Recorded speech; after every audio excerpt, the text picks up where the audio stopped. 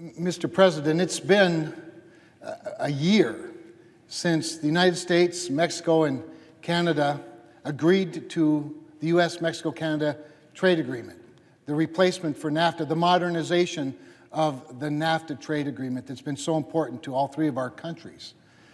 In fact, we're coming up on 1 year since it was signed by the leaders of all three countries. In fact, the country of Mexico has already ratified the USMCA. The country of Canada is waiting for the United States to take the next step so they too can ratify this very important trade agreement. You know, this agreement between the three countries of the North American continent is estimated to add 68.2, just imagine, 68.2 billion, it's hard to almost say, billion dollars to the U.S. economy and create 176,000 new jobs. The USMCA would also increase exports to Canada by 5.9% to a total of $19.1 billion, and shipments to Mexico by 6.7%, or $14.2 billion.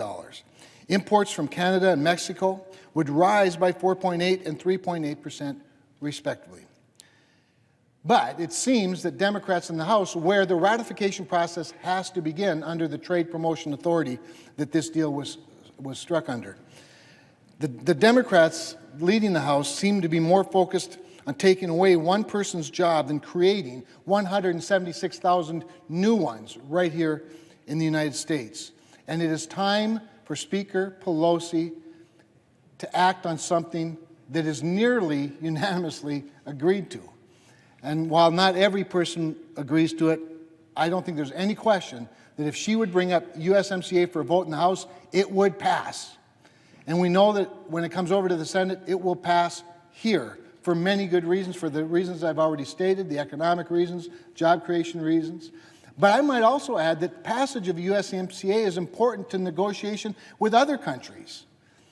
Having Mexico, Canada, and the United States in one accord adds leverage to the President's negotiation with China, especially now that we have a bilateral trade deal with Japan that President Trump has negotiated so effectively, and other neighbors and other allies that we're working on bilateral trade deals with. All of that adds to the leverage of negotiating with China. I want to speak just for a couple of minutes, Mr. Chairman, about the specifics to my state of North Dakota. As you know, we are a border state with Manitoba and Saskatchewan in Canada. And our northern border is by far our biggest trading partner. In 2017, my state of North Dakota exported $5.8 billion worth of goods to the global marketplace. $5.8 billion. And those exports contributed to 28,000 jobs. But Mr. President, of that $5.8 billion, we exported $4.9 billion of the goods to Canada. That's 84% of North Dakota's exports go to our northern neighbor, Canada.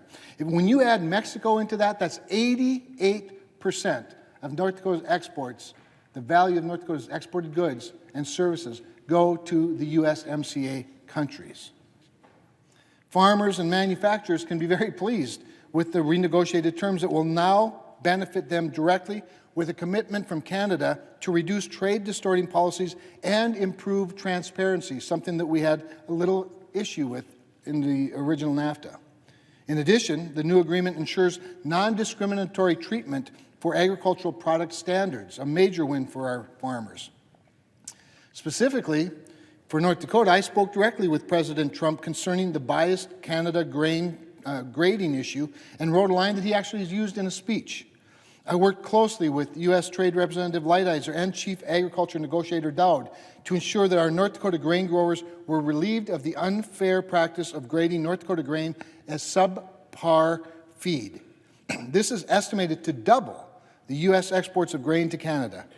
North Dakota grain growers deserve better, and they will now be recognized properly if we can get the House of Representatives to bring the USMCA up for a vote. Our manufacturing workforce will be pleased with the automotive and machinery provisions that are included in this deal. Going forward, vehicles are mandated to have 75% of North American content to be imported without tariffs, compared to the current 62.5%. Also, at least 40% of a vehicle eligible for duty-free importing must have been built by workers earning at least $16 an hour. This is a big win for labor. This wage requirement will ensure that the market is not being flooded by cheap labor, particularly from south of the border. Mr. President, renegotiating and reorganizing NAFTA into the USMCA was an essential move for our state, given the economic relationship and mutual reliance North Dakota and Canada share as neighbors. I applaud President Trump for delivering on his promise to secure an improved and superior deal for both countries and for our state and for Mexico. It is my sincere hope that the House and Senate will both act and ratify this agreement as soon as possible in order to cement this win for our country. We must demand that Speaker Pelosi set petty partisan politics aside, even if just for a day, to bring this important ratification up for a vote in the House so she can pass it, send it over here for quick action by the Senate, so that we can be on our way to a new, improved, modernized U.S.-Mexico-Canada trade agreement. I yield the floor and note the absence of a quorum. The clerk